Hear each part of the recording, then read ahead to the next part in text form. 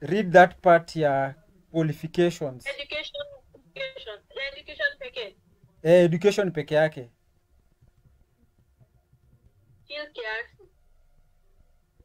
Unaona, in my presentation nimeonyesha entry requirements as stage 1 juu that question huwa inakuja unaambiwa discuss the procedure of becoming an advocate in Kenya. So I want someone to read the provision yenye me give the entry requirements as you can see from my presentation hapa.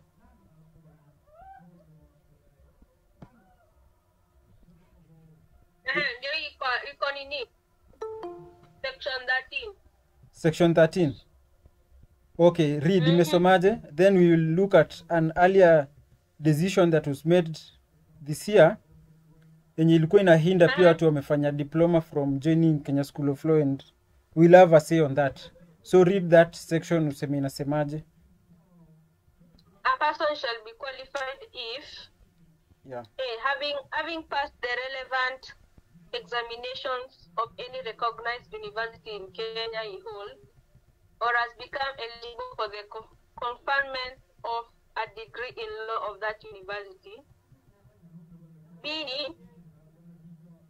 having passed the relevant examinations of such university, college, or other institution as the Council of Legal Education may from time to time approve.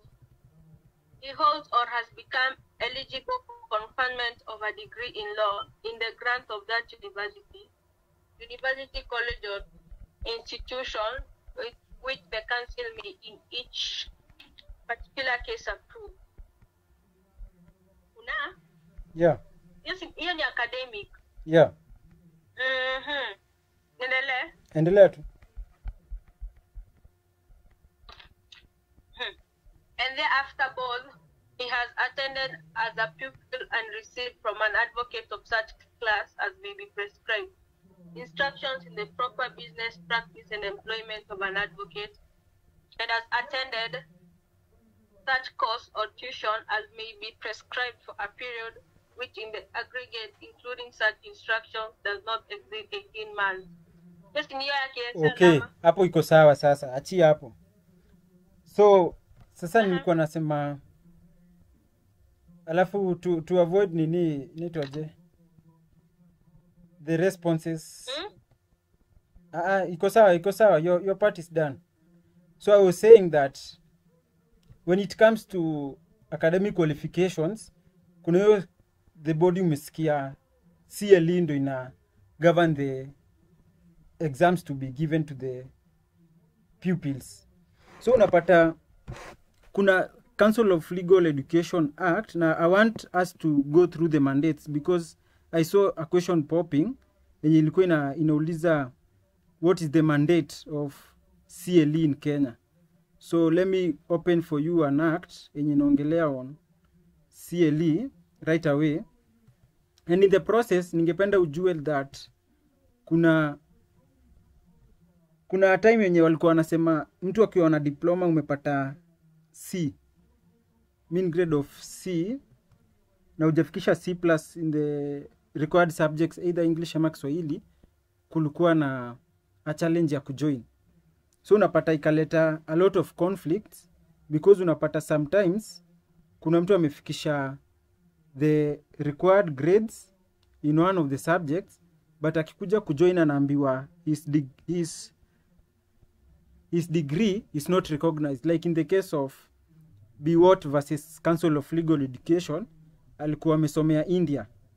So unapata kumbe Council of Legal Education in support with Kenya School of Law walikuwa wameandika some degrees will not be accepted in Kenya School of Law, and the University of Edinburgh at that time haikuwa recognized because you see Biwott alisoma her studies within only 2 years. Na unajua a normal degree inafaa kucover 4 years. So unapata there has been a lot of debates when it comes to the requirements of a degree that is admissible before the Kenya School of Law. So at the moment na search the CLE Act, niwasome the mandate juu I saw a question asking on discuss the Council of Legal Education. discuss the Council of Legal Education mandates in Kenya. So if you look at the Council of Education Act Cap 16, acha iload ndo ina load bado. I want to differentiate between mandates na functions na objectives because zinakuanga separate.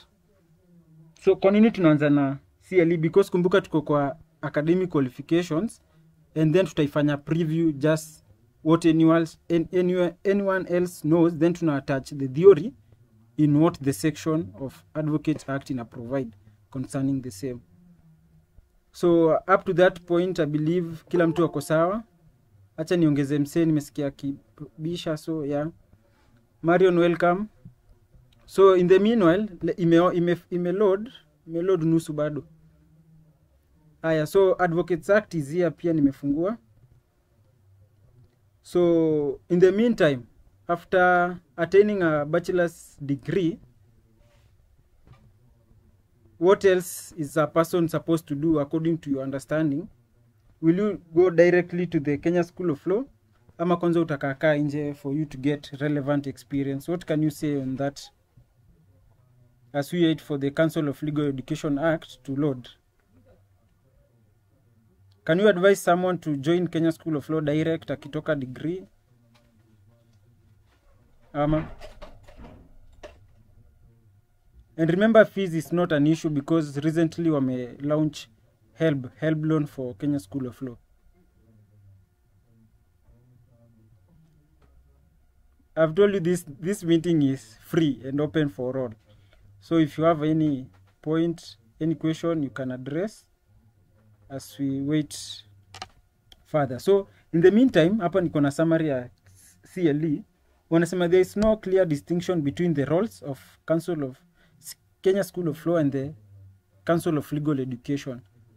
CLE regulates the admission of advocates to the bar.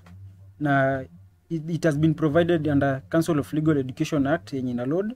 Then Kenya School of Law is created pursuant to the Kenya School of Law Act.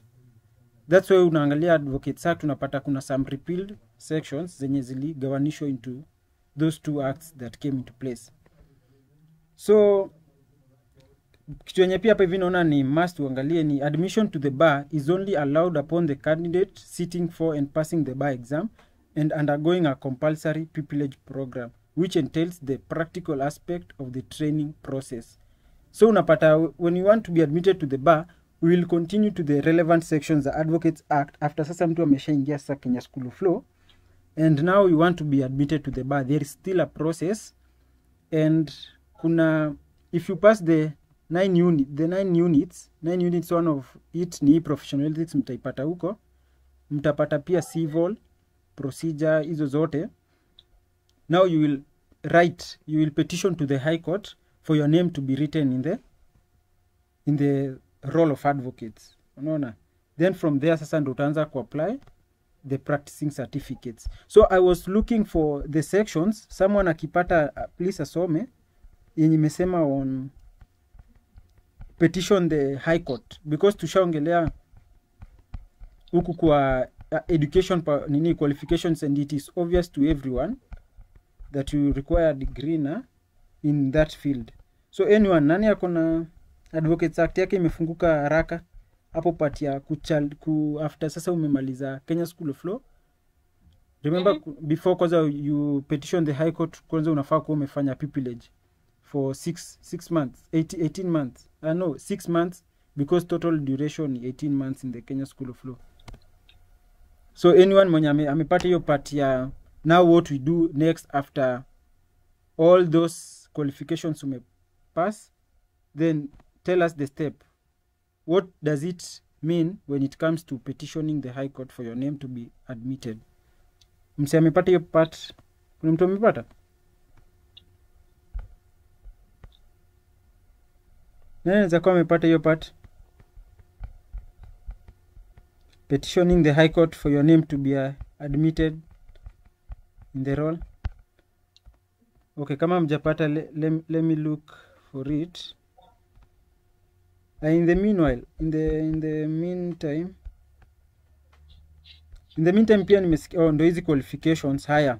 Qualifications of an advocate pia kitu kingine unafaa kujua an advocate from a Commonwealth country atakuwa admitted to the Kenya School of Law na atakuja kupractice, because it is regarded that we follow the common law jurisdiction pia. So if you can look at the slide, I hope bado iko clear to everyone. So hapa nimeona, once an advocate has been admitted, his name is entered and maintained in what we call the roll of advocates. This is a register showing the names of persons who are recognized to practice in Kenya as advocates of the High Court. So before tufike hapa, nataka kwanza mtu anionyeshe ni wapi hapo pa kupetition. Hapa once hapa imeanzia hapa sasa. Remember pia a person from Kenya, Uganda and Tanzania anaweza kuwa admitted as an advocate in Kenya. And section 13 to 15 hapa sasa ndo nataka saa must vizuri. Section 13 to 15 of Advocates Act inasema ina talk on professional and academic qualifications, and once one has qualified for an LLB, he must sit and pass all exams, hiyo tumeongelea, after which he must work as a pupil, hiyo ni pupillage, for not less than 6 months under an advocate of 5 years standing. Once these conditions have been fulfilled, one may petition the Chief Justice for admission into the role of advocates pursuant to section 15.1 of Advocates Act. Someone please read section 15.1 of Advocates Act tuone kama unaweza petition alafu that petition ikataliwe. What can you do? Remember these are questions. Yes, section 15.1 tuone the grounds kama unaweza petition the Chief Justice for you to be admitted into the role na ukataliwe. Tebu anyone else? Hakuna mtu mwingine anaongea, please go on basi. Nasema admission as an advocate. One, every person who is duly qualified in accordance with this part may apply for admission as an advocate, and the application shall be made by petition in the prescribed form, verified by oath or statutory declaration, addressed to the Chief Justice and filed with the registrar, together with a notice intimating that the petition has been so filed together with such other documents as may be prescribed, and the applicant shall also deliver a copy of the petition and of any document delivered therewith the Secretary of the CLE and the Secretary of the State. Wow, so I believe kila mtu amepata now that provision. When you petition now the High Court for your name to be included in the role of advocates, and that gown is expensive. When you unafaa tu kujua just as you prepare also to join the school. So at the time after now that section we proceed now. His name now is for the time being on the role of advocates. Na huyo registrar sasa amepewa the mandate under section 16 of Advocates Act. Let me add someone. Kuna mtu anataka kuingia into the meeting. Haya. So hiyo section 16 now imepea the registrar now the duty to maintain that register. So kutoka hapo now the role of advocates and give validity on the practicing certificate, and ukifika on the point of practicing certificate, now we can say that you have successfully complied with the procedure of becoming an advocate in Kenya. That's an easy question huwa ina come with 15 marks as it came in on our side. So kutoka hapo nimesikia pia ulisema another thing that remember you are an advocate and an advocate is a friend of the court. So nataka tuongelee on the nature of the advocate client relationship, because this area pia huwa inakuanga tested.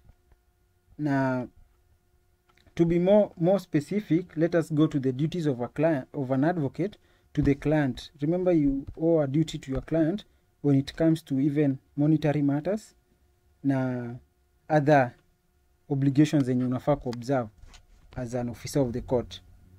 So allow me to go into that section, then tutarudi kwa Council of Legal Education, tutaangalia functions zake, because ukiulizwa you must support your answer with authorities. So tukirudi kwa duties of an advocate to the client, unapata that kuna confidentiality. If you look at section 134 of the Evidence Act, inasema that no advocate shall at any time be permitted unless with the client's express consent to disclose any communication made to him in the course of his employment, ama to state any content ama condition or produce any document yenye inafaa kuwa ya client. So in this section 134 of Evidence Act tuliletewa scenario that kulikuwa na this advocate amekaa kwa ofisi yake, then this client came with a bag full of money, na this client akamwambia anataka kwenda kuchoma nyumba fulani ndio a destroy evidence. Now if you read section 134 of the Evidence Act, ime outline areas yenye advocate anafaa kudisclose that information as exceptions.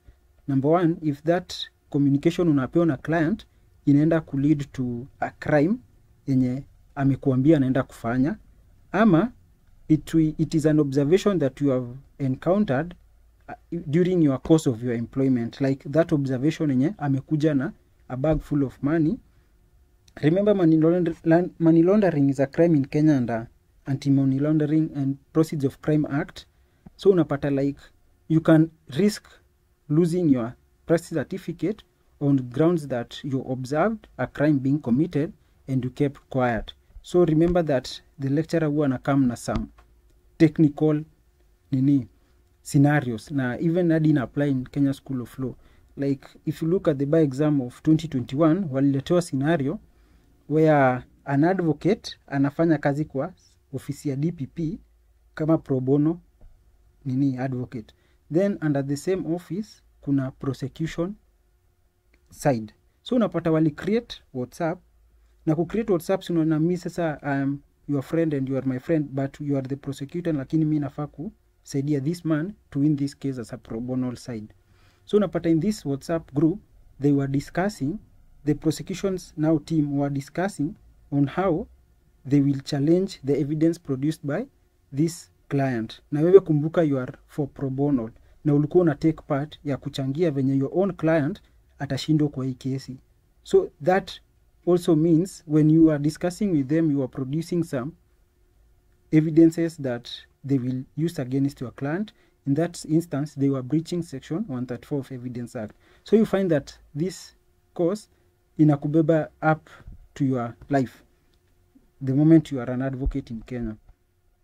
So, and remember, the legal profession, according to a recent study, inaonyesha that it is the most highly regulated profession in Kenya, followed by Engineering Board of Kenya. So, if anything you can do that, kila kitu yenye unafanya unapata it's either inakuwa either compelled to a disciplinary committee ama a complaints commission. Remember pia tutaangalia those differences. Kuna complaints committee na kuna disciplinary committee. What is their functions na mbona zikawekwa separate. So unapata hii privilege, it also applies to all interpreters, clerks or servants of the advocate as well. Even when utakuwa unapata that kazi ya kwenda kufanya in an advocate firm, remember you will also be bound not to disclose any matter. Na ukienda kwa ground utapata there are some cases utakuwa unapewa the full flow. Unaambiwa tu do research on this area, mwingine anapewa do research on this area. The main reason because maybe you can usiende ukabaiwe na the other party, so utakuwa unapata unafanya research ya kitu yenye ujui venye ina flow. That is an area venye law firms wanakuja ku protect this privilege. And if you look at section 137 again of Evidence Act, no one shall be compelled to disclose to the court any confidential communication which has taken place between himself and his advocate unless he offers himself as a witness. So in case, unless your client ameamua kujitoa kama witness, in that instance, he will have waived the privilege ya confidentiality against you and that person. Sorry, remember that point ni a very crucial point when it comes to duties of an advocate to the client. Lecturer atakwambia discuss duties of an advocate to the client, 15 marks. So confidentiality, whether you talk on confidentiality without mentioning section 134 of Evidence Act, then section 137, na your own story sasa. Na 135 may include interpreters, clerks na servants of the advocate. Haya, ukitoka hapo unaingia nao another duty ni honest and good faith. So in this area, ningetaka sana usite the case of Kinyanjui versus Republic. juu sasa ndio inaonyesha this advocate was not honest with his client. So in this case, the appellant Kinyanjui, an advocate of the High Court, was appealing against his conviction on the charges of 18 counts of theft by agent and had been sentenced to a fine of 50,000 Kenyan shillings on each count and served 12 months imprisonment on each count. The appellant also argued that the advocate-client relationship barred the complaints from instituting criminal proceedings against him. The court, in dismissing this claim, stated as follows: that the appellant in this case did not act as an advocate. He used the fact that he was an advocate as a cloak to put in place a scheme to defraud the estate of the deceased persons of what was rightly due to them. It is our finding that the advocate-client relationship does not preclude the state from instituting criminal charges where it has been established that a criminal offense has been committed. So in this case, Kinyanjui was an advocate na akakuwa amejiingiza into the interest of this estate. So unapata in doing so, ikakuwa ameleta sasa mpaka ikakuwa criminal matter because amedefraud the client. So the republic start the process. So unapata tukikuja hadi kuangalia this complaints commission and the disciplinary tribunals, unapata if they see that a matter is a criminal charge, they will refer you to the high courts ndo isikize these cases. Now if you look at a recent documentary on NTV, pia wamefanya a good case. I will provide with you the link kwa the description of this video. Unapata in this case wanapata ni documentary ilifanywa Kenya, inaonesha venye advocates walikuwa wanakula pesa za client. Pesa inatoka lakini advocate anashinda akidanganya the client. So it's a very good case. You can also support it in this section. Honest and good faith as a duty you owe to your client. Then lastly inakuanga zealous representation. Zealous inamaanisha you don't associate with your case sana, but you do your best. You do your best in that you have brought everything that the court wanted to observe. And the case ile poa ya kucite in this scenario inakuanga Gere versus Permanent Forest Cooperative and Credit Society, as it is visible in your side. So the advocate for the appellant was late in serving a notice of appeal on the other party due to what he admitted was his own mistake. He sought for the court to exercise its discretion and grant him an extension of time to serve the notice of appeal. The application was allowed because the court found that there was no unnecessary hardship that will be visited on the other side. So unapata when it comes to serving a notice of appeal, ile side ingine, sasa kama unapata kama mko mmesaviwa, inakuanga an added advantage because this party inaweza chukulia advantage on it. So unapata when it came to this case, the advocate was so zealous, was so effective in his job to an extent mpaka akatafuta court time and to use its own discretion iongeze tu time, he served the other party a notice of appeal. Ndo pia waanze kuprepare for their defense. So that's a good case. You can look for it. And pia kumbuka, when you are an advocate, you have a duty to follow directions from your client. And the best case to cite in this case, I'm trying to find between the two. Let us go with Kichiri versus Republic. And the appellant in this case disputed the decision of his advocate to withdraw an appeal because the appellant had already served his sentence.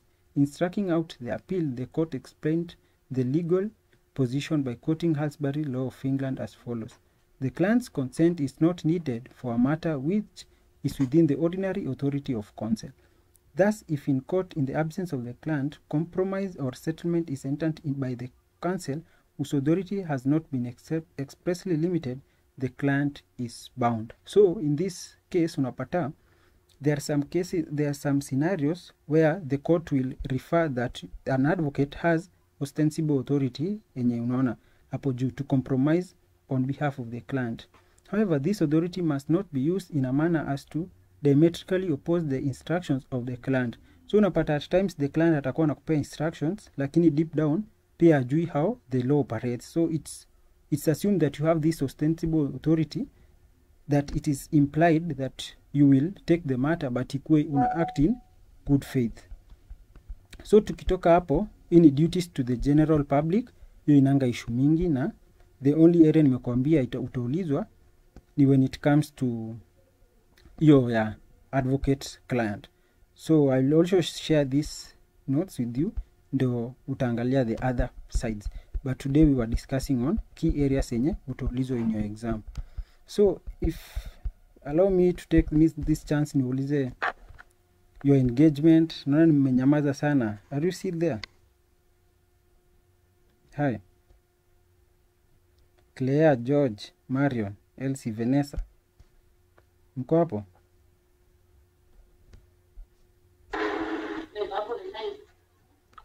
Hello.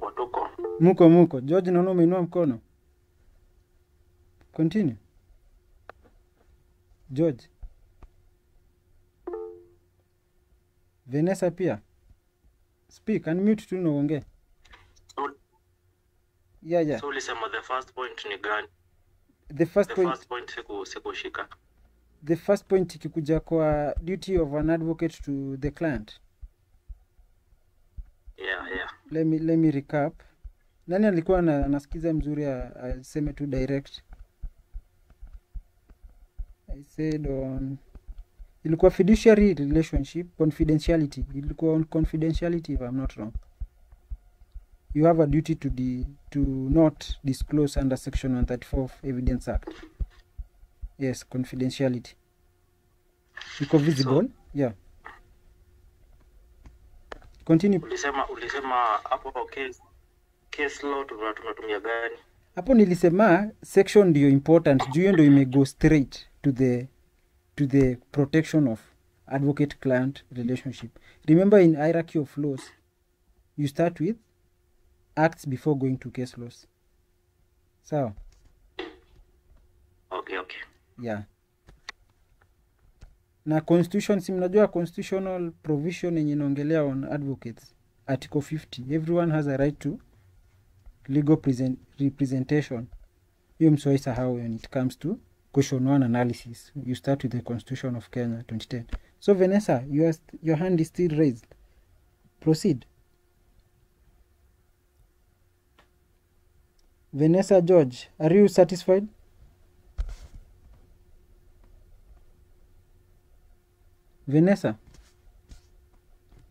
Vanessa ni kama hatuko pamoja. So the next area yenye nilikuwa pia nimeplan na unaweza ulizwa, it is, I'm still looking. Anyone else can say anything tukiendelea?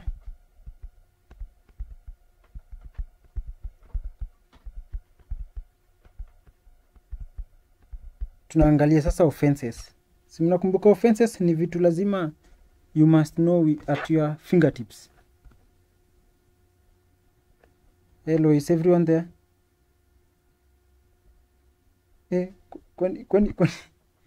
Kwani muli ingia meeting na amuyuko? Hi. Elsie. Claire. George. Nathan. Mimi niko. Hao wengine ndo wamezima tu. Sawa. So let us proceed now. So Elsie, will you mind taking us through the brief summary of offenses zenye zinapatikana under Advocates Act? Just in yes, in brief summary tu, watu tu wajue. Okay, this section. We cite 2 sections. Cite the section, then followed with what it says briefly. Okay. We start with the advocates offenses. We start with section 31. Where the unqualified persons not to act as advocates. They should not act as advocates. And then section 34, which states that the unqualified persons should not prepare certain documents or instruments. Hiyo ilikuwa hadi kwa segment ya Madam Elizabeth. And then section 35, followed by section 35, which states that the instruments to be endorsed with the name and the address of drawer. By instruments, we mean that.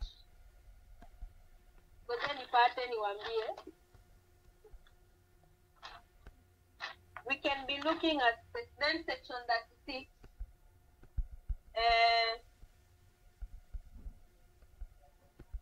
Which it says hapo that undercutting. Victor could explain undercutting after instrument. Okay, nagoja tu malize kuzimention, then I go in with cases and explanations on each offense. Then section 37, sharing of profit. The unqualified and the qualified, they should not share profit. Then kuna town section 38 na flow tunayo benye iko consecutively. Then 39, that is advocates not to act as agent for unqualified persons. Then 41, not 41, employment by advocate of persons struck off the roll or suspended. Then 42, which is the final one, penalty for failure to disclose facts of having been struck off. Wow. Nimemaliza Victor. Sawa, asante. So Okay. if I now I'm going to recap nikiwapea the case laws na reasons why it's an offense in Kenya. I will start with section 31 yenye inaongelea on unqualified persons, not advocates in Kenya. So allow me to mute you because yeah. So unapata section 31 inapeana consequences of acting as an advocate when not qualified. These are the consequences because number 1 inasema it may attract contempt of court proceedings and appropriate punishment against any person who contravenes it. Like contempt of court proceedings, unafaa kujua these are proceedings inaanzishwa in any court in Kenya na every court in Kenya iko na it's this right ya kuinitiate this proceeding. Na unapata contempt of court huwa inaokaa wakati sasa mtu ametoroka kuappear before the court, so inakuwa assumed that you are attempting to run away from the normal court proceeding. So if you're not an advocate and you are acting as one, you will be faced with this punishment. Number 2, any person who contravenes this section shall be incapable of maintaining any suit for any cost in respect of anything done by him in the course of so acting.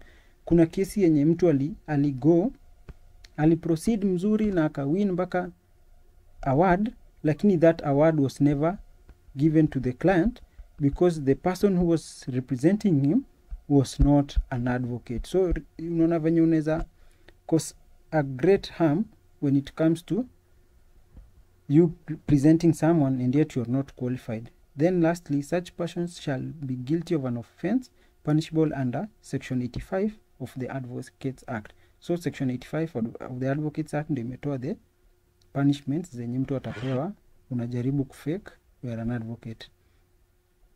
So section 32 to 33 imesema when to practice on own behalf, that the rationale is to protect from the public from unqualified persons purporting to practice law and protect and maintain professional standard. So unapata ndio unaweza jipresent as on your own behalf, lakini ni poa uambiwe you attain a practicing certificate if you want an advocate mwenye atakupresent on your matter well. So consequences for acting as an advocate when unqualified, at least on your side ziko visible hapo, and it will be a repetition if I delve into that matter. I wanted to read for you this case because this case lazima you cite it. Inaitwa NBK, National Bank of Kenya versus Wilson Dolo Aya.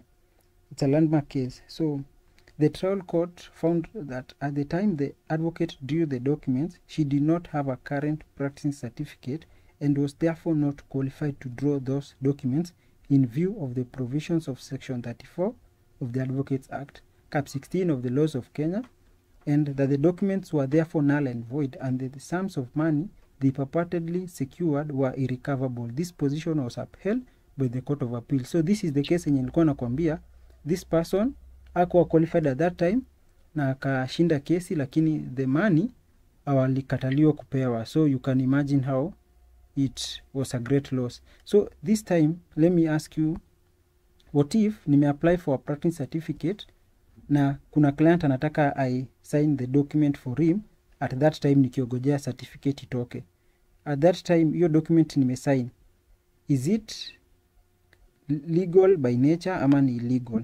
Anyone please answer that question and give a reason why. Nimepata client na ameleta document I signed for him na at the same time naogojea certificate maybe itoke within 1 month.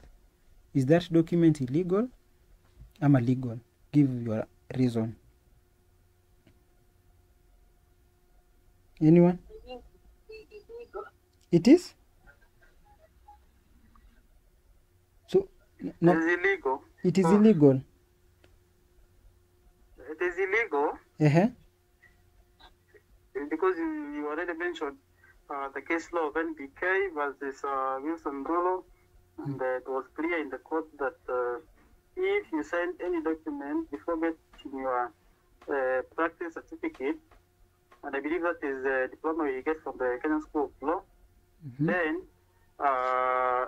any court award will be irrecoverable, or it's not enforceable, because actually you are not an you would say that the act, it's like the act, if you look at the golden meaning of this section 31, it's like the act is standing to say that you must be qualified to act as an advocate or a giver of oath or any other function of an advocate. Therefore, even if you are waiting for the practice certificate and it has not been conferred to you yet, then any document you sign, any oath you give, that one will be considered to be illegal. So if it was in the law of thought, maybe let's say you had a case and let's say somebody had breached your contract, but you wanted maybe a signature of words from an advocate. So if the court determines that the moment it was signed, you are not yet received, you are not in the role of advocate, then that one automatically becomes illegal. That would be my opinion. And I believe that one is very clear, looking even at section 31, and even looking at the case law of NBK versus Wilson Dolo, the one you just gave right now. Yeah. Thank you very much, Nathan Bumba. Anyone else with an opinion?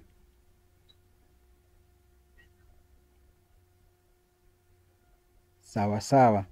So if I may proceed, Elsie, you read a certain provision that said on documents that may be only signed by duly practicing advocates. Is that section providing on those kinds of documents? Ama ni all kinds of documents?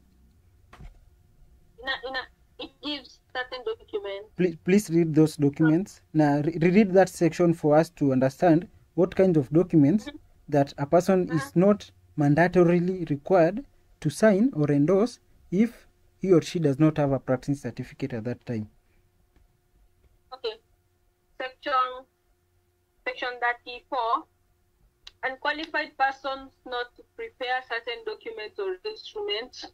Instruments are the formal written documents. No unqualified person shall either directly or indirectly take instructions or draw or prepare any document or instrument. 1. Relating to conveyancing of property. And number 2, it's the formation of any limited liability company, whether private or public. Instruments relating to an agreement of partnership or the dissolution thereof. Number 4, document of instrument for the purpose of filing or opposing a grant of probate or letters of administration. Number 5, document or instrument for which a fee is prescribed by any order made by a Chief Justice under Section 44. And the final one is document or instruments relating to any other legal proceedings. Thank you, Elsie.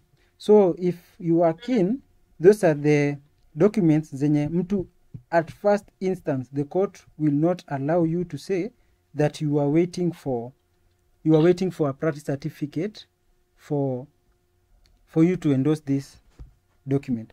The reason why I told you so is because there was a case in front of your screen inaitwa Geoffrey Orao Obura versus Koome, and the Court of Appeal held that a memorandum of appeal signed and filed by an advocate who did not hold a current practice certificate was not entitled to sign and file that document.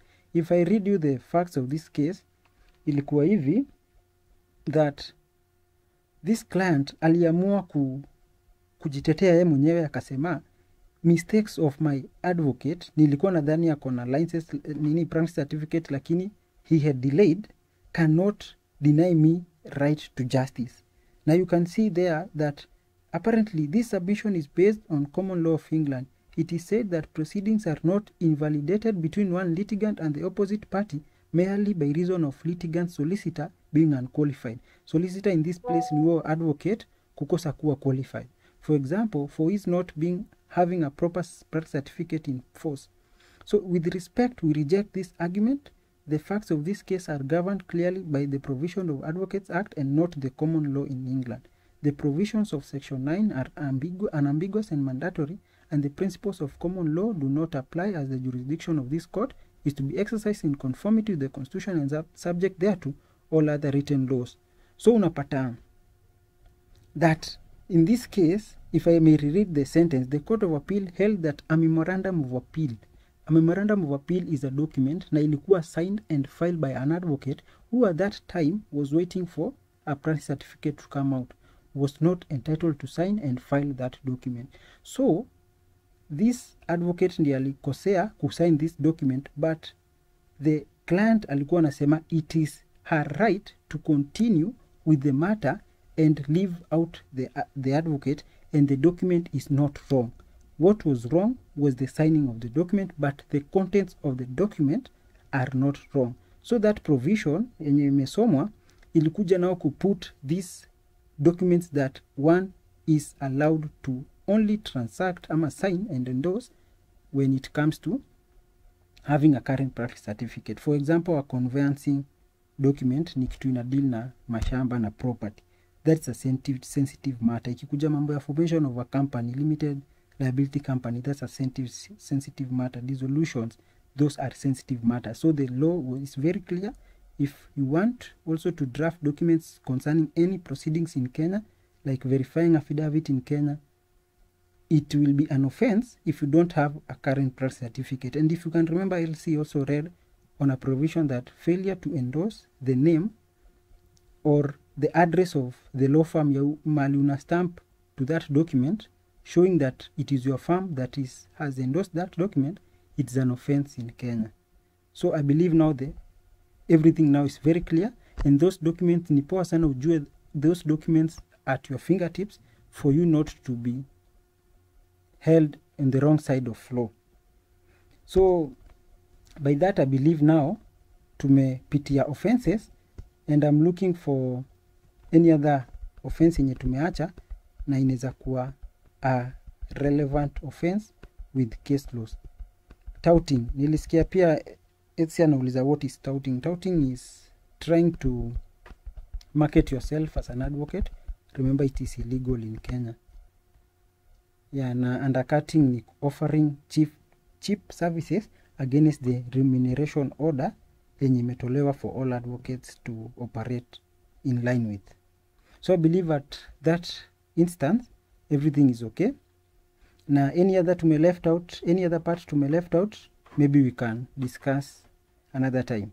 Elsie, do you have any other area tume left out na ni crucial? Another area we have left out. Yeah. Ujamaliza hizo sections za offenses. So remember I was looking at the offenses zenye ziko na case law. Zenye ziko na case law, like be specific on what offense do you want for me to delve in. Ndio maybe we can be in at par.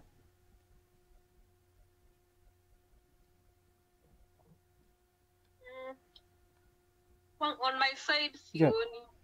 On your, Ulipea wengine. anyone else? Claire, what offense in Kenya do you want us to put more emphasis? And remember, when it comes to exam, you must list even the sections when it comes to listing these offenses. So you must memorize the offenses from section 31 up all the way to section 42 of the Advocates Act. So, and don't confuse these offenses. So any offense you want us to address before we close up the meeting? 37. 37. What Yeah, does sharing. Explain to you. what does it say? Sharing of profits. The sharing. So Yeah. sharing of profits, it is directly that if you are an advocate, don't share your profits with a broker mwenye anakuletea client. That's illegal because in the process of sharing your profits with a broker, ni kama una promote touting. So I believe that sharing of profits with an unqualified person, the law is meaning the brokers. The brokers wa kukuletea clients. Yes. Okay. Yeah. Any other scenario?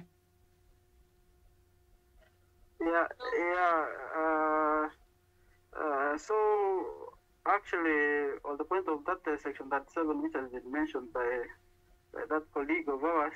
Yeah. But maybe we should also maybe look at it at this point of because this Advocate Act does not allow sharing of profit. Yeah. We can maybe raise our inquisition into whether this Advocate Act, either in whole or in part, because I find some of it may not be really applicable or practical, really, considering our society. For example, sharing of profits. It is in public knowledge that many lawyers these days out there, many advocates, they will have people, they will have agents, people to find. For example, let's say you have we have this common case of motorbike accident. And many advocates, it becomes very easy for the aggrieved parties or the parties in an accident to follow the money from the insurance companies. You need advocates. So you find that most of them, they are planted, I would say, those type of agents. But really, you can't prove before the court that really somebody paid for a tout. So I was going overboard and saying maybe some parts of this act may not really, because it is very clear that we are not supposed to share profits, of course, to end touting. But unfortunately, that is what happens most of the time. Because, like I had another advocate telling me that as an advocate, if you stay in the office and you don't go out there and you don't have your agents out there, if they see an accident, they try to follow up with the victims so that you can assist them and get business. You won't get any job. So I would really say some of these offenses may be very shocking. In theory, but in practice, you find out that the so-called lawyers out there, most of them will have agents or maybe brokers. Like now, Victor, bring me, if you find a case somewhere, bring it to me. Once I'm paid by that client, you'll get some portion of the proceeds or maybe the remuneration. You get part of it. So my point is that in simple, it may not be very practical to apply some of these theories. But maybe that one we can live to see it when we go into the practice world. But that is what I find. That in theory, it is very shouting, but in practice, you find many lawyers having agents and having brokers and many other things. Of course, it is illegal, but that's how things are out there. Yeah. Thank you, Brian. So, thank you, Nathan. Sorry. It's nothing. Sorry. So I was saying that even if you see it's not practical, remember the documentary aired by NTV also showcased what was happening on the ground. So maybe there's a person trying to come up with this documentary, and once your law firm has been listed by that documentary, then DPP will start now investigations and you lose your practice certificate. Now if you are caught in the wrong side of law, then I believe the law now takes its place. We believe Yeah, sure. for ground it is different. Now, before we go, I want us to finalize in the CLE, because I had promised on you knowing the functions of the CLE. And they are very straightforward because they are provided under the Council of Legal Education Act. So allow me to read its objectives, then we can call it a night. Sindio? So if you encounter a question telling you to describe the functions of Council of Legal Education, start with section 6 of Council of Legal Education Act. And number 1, it says that manage and control training institutions, like the way you see them coming for observing how Chuka Law School is operating. Number 2, they conduct courses or for acquisition of legal knowledge, like seminars. They also organize and conduct courses in legislative drafting. Remember, legislative drafting, you will also encounter it in Kenya School of Law, and legislative drafting is also offered in Parliament for drafting of bills, so it's a crucial area. They also conduct courses for magistrates training in Kenya. They also organize and conduct courses for officers of the government. There's a school of government near here in Embu, so they take part in that. So they also organize and conduct courses for paralegals, as the council may prescribe. Paralegals, remember, it's the diploma in law training. They also conduct continual legal education courses, and they also hold seminars and conferences on legal matters and problems.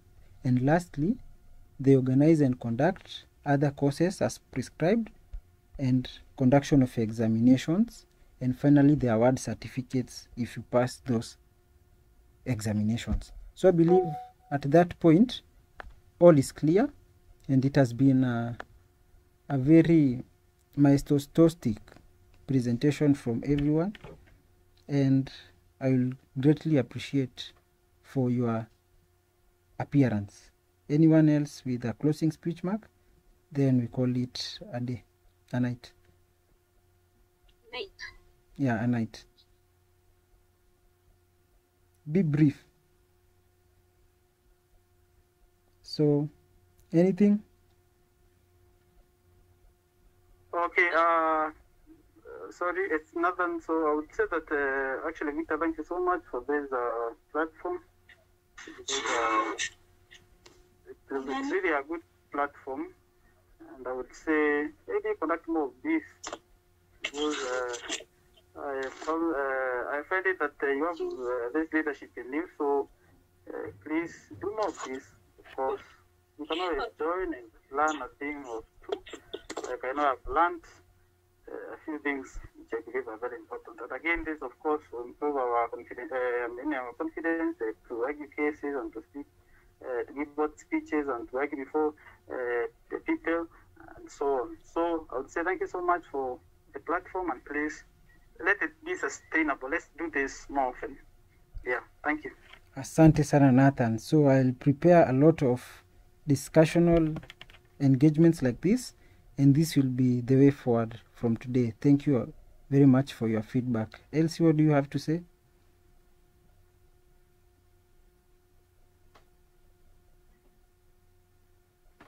It's okay. So thank you very much, and everyone have a good night. The next session I will announce and plan in time. Thank you.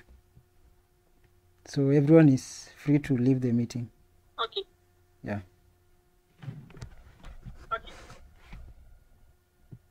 Okay.